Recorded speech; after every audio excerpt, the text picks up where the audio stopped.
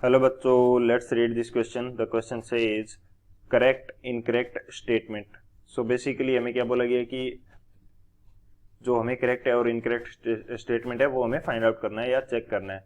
तो क्वेश्चन क्या है, which of the following statement is incorrect. हमें क्या फाइंड आउट करना है कि कौन सा स्टेटमेंट इनकरेक्ट है। फर्स्ट स्टेटमेंट हमें दिया गया है heat absorbed at constant volume by a system is equal to the work done by the system. Second हमें स्टेटमेंट दे रखा है delta U is equal to Q plus W is mathematical statement of the first law of thermodynamics.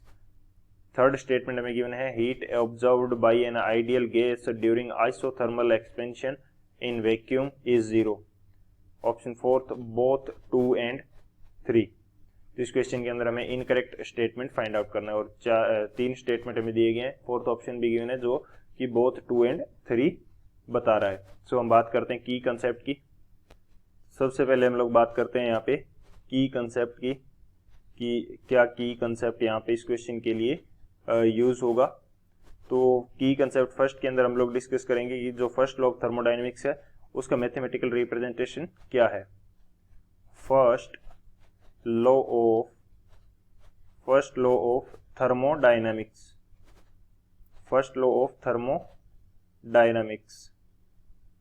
First law of thermodynamics का mathematical representation जो है वो हमारे पास रहता है delta U is equal to Q plus W. Q plus W. Delta U क्या है? Change in internal energy. Q is the heat absorbed and W is the work done. तो डब्ल्यू जो होता है ये हमारे पास क्या रहता है? P delta we. यहाँ पे पी प्रेशर है एंड डेल्टा वी क्या है? चेंज इन वॉल्यूम है। तो ये हमारे पास फर्स्ट लॉ ऑफ थर्मोडायनेमिक्स रहता है।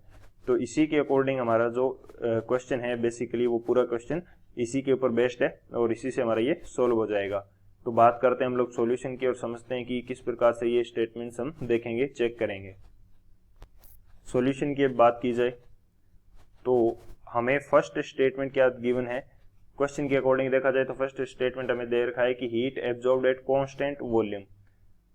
वो क्या होगा? By a system is equal to the work done by the system. अब यहाँ पे हमें दे रखा है कि कांस्टेंट वॉल्यूम है यानी कि डेल्टा वी की वैल्यू 0 है।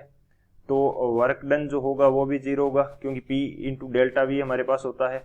जब डेल्टा वी 0 है, चेंज इन वॉल्यूम हमारे पास क्या है? 0 है, तो वर्क डन 0 होगा। अब यहाँ पे मैं first law of thermodynamics apply करता हूँ या वो हमें अप्लाई करने पर क्या मिलेगा?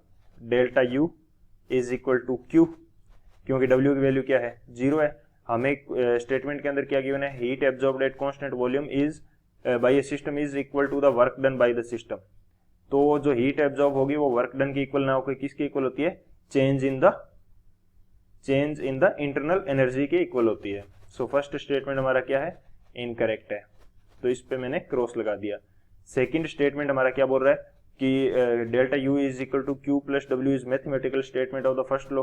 तो वो हमने की कंसेप्ट के अंदर डिस्कस कर लिया कि ये हमारा मैथमेटिकल रिप्रेजेंटेशन होता है। तो सेकंड स्टेटमेंट हमारा क्या है? करेक्ट है। थर्ड स्टेटमेंट हमारे पास क्या है? Heat absorbed bye an ideal gas during isothermal expansion in vacuum is 0। ये बोल रहा है कि आइसोथर्मल एक्सपेंशन होता है वैक्यूम के अंदर किसी आइडियल गैस का, तो जो हीट एब्जॉर्ब्ड होती है वो 0 होती है। वो किस प्रकार से होगी ये भी हम बात कर लेते हैं। हमारे पास फर्स्ट लॉ क्या है थर्मोडायनेमिक्स का? वो है delta U is equal to Q plus W. अब हमें बोल रहा है कि आइसोथर्मल है, तो आइसोथर्मल का मीनिंग क्या हुआ कि डेल्टा टी 0 है यानी कि चेंज इन टेम्परेचर 0 है।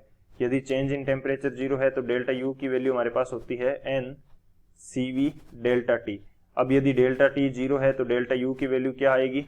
डेल्टा यू की वैल्यू 0 आएगी। जब डेल्टा यू की वैल्यू को 0 रखेंगे तो ये हमारे पास क्या हो जाएगा? Q plus W. और यहां से हमारे पास क्या आ जाएगा? यहां से हमारे पास आ जाएगा Q is equal to minus W, ये आ जाएगा। अब W हमारे पास क्या है? W हमारे पास है वर्क डन, और वर्क डन की वैल्यू क्या होती है? और वर्क डन की वैल्यू होती है P डेल्टा वी। और हमें स्टेटमेंट में क्या गिवन है? स्टेटमेंट में हमें दे रखा है कि ideal gas heat absorbed bye an ideal gas during isothermal expansion in vacuum. अब वैक्यूम के अंदर P की वैल्यू क्या होती है? एक्सटर्नल प्रेशर क्या होता है? 0 होता है। वैक्यूम की यदि बात करेंगे तो वहां पे P की वैल्यू क्या होगी, 0 होगी। P यदि 0 है तो W की वैल्यू क्या हो जाएगी, ऑटोमेटिक 0 हो जाएगी।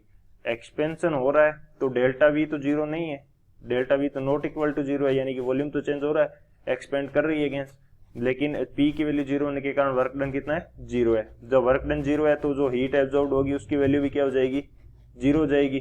तो हमारा जो थर्ड स्टेटमेंट है वो भी हमारा करेक्ट है। फोर्थ स्टेटमेंट जो है वो हमारा आंसर नहीं हो सकता, बोथ सेकंड एंड थर्ड, क्योंकि हमें तो इनकरेक्ट पूछा है, इनकरेक्ट तो फर्स्ट है। सो हमारा करेक्ट आंसर कौन सा हो जाएगा, फर्स्ट हो जाएगा।